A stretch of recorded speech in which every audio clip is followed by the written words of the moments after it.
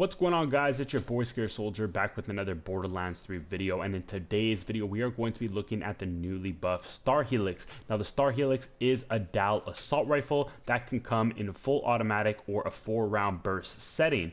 Now this weapon has received a damage buff, so we're going to go ahead and show you guys the stats real quick. So the one we have is a cryo version. This thing comes in every element except fire, and we have the ×3 version of the weapon. Now the weapon has 6,896 ×3. Very good accuracy, handling of average, reload time of 2.4 seconds, fire rate of 7.68 seconds, and finally a mag size of 24. Now this weapon is pretty solid overall, and we're going to go ahead and show you guys some gameplay of the weapon, of course. So before we get into that, we're going to show you also where to farm it. So the enemies you're going to be looking for are called the power troopers, and basically with the power troopers, they're going to be located in this area here. And obviously this is going to be the easiest way to get the Star Helix. It's also a world drop, so I mean, you guys don't be surprised if it drops randomly for you around the world in Borderlands 3. But that's pretty much it, guys. We're going to go ahead and show you guys some gameplay of this weapon. Let's go check it out.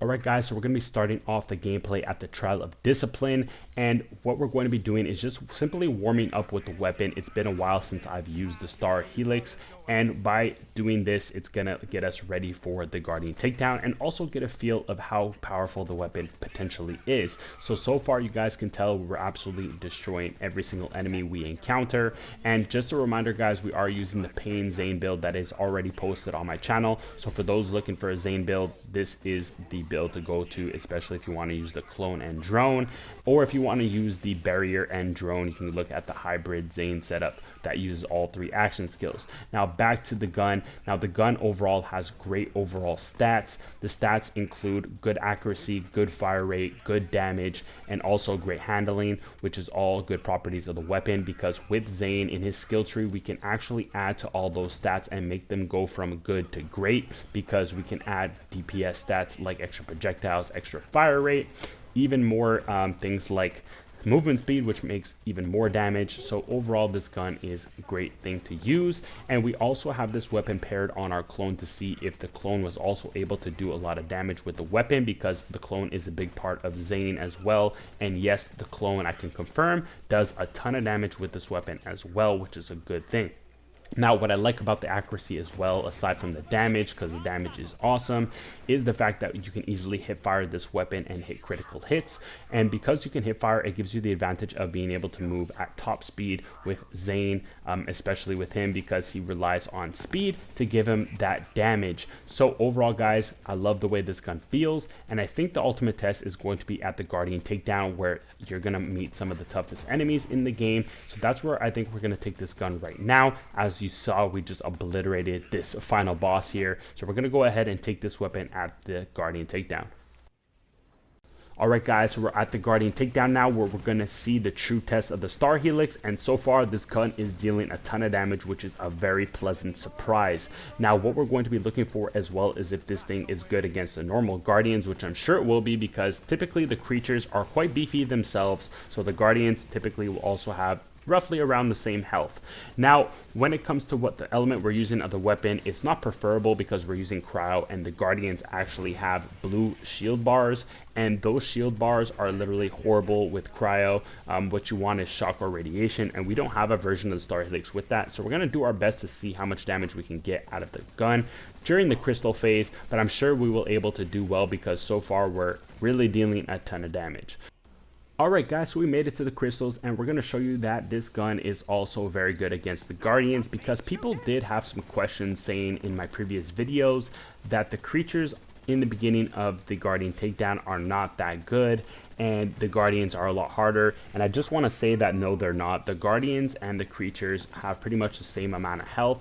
Obviously there's different forms of Guardians. You have the heralds and stuff like that, and same with the creatures. Not all the creatures are made equally either. There's some bigger creatures that have more health and are also just as beefy. So the real test is actually going to be against the mid boss who has a lot of health, and that's what we're going to see next. But so far guys, look at this, we're absolutely dominating. We're using cryo, which is a disadvantage versus these enemies. Typically we want to use shock or radiation to deal the most damage against these type of enemies, and we're still killing them at a pretty good speed. and that's pretty much that. So we're gonna go ahead and show you guys the mid-boss fight slightly.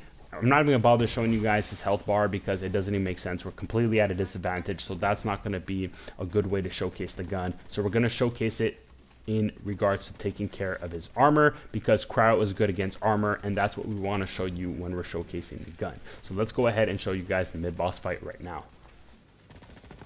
Here we go, guys, the moment we've been waiting for. Anathema, the mid-boss at the Guardian Takedown. Now the Star Helix was able to kill normal enemies very, very easily. We also were able to take down the Guardians very easily without even having shock as our element. And now we're going against the mid-boss, and we're going to be showing you guys the part where we're going to be taking down his armor. As we said before, the cryo is good against armor, and that's what we want to show with the weapon, is that we have elements that match the proper situation. If we had shock, we would show you the full kill, but there's no point because it's going to show that we're obviously going to be taking away less health since our element sucks versus his blue bar. Other than that, guys, the gun is a beast.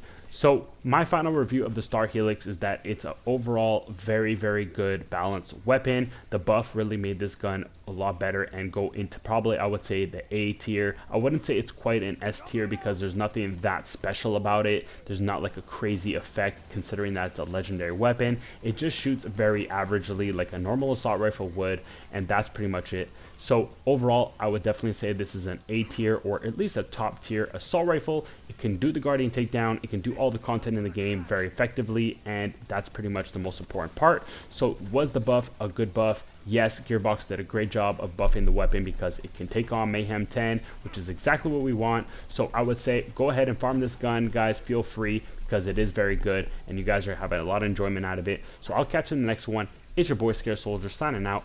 Peace.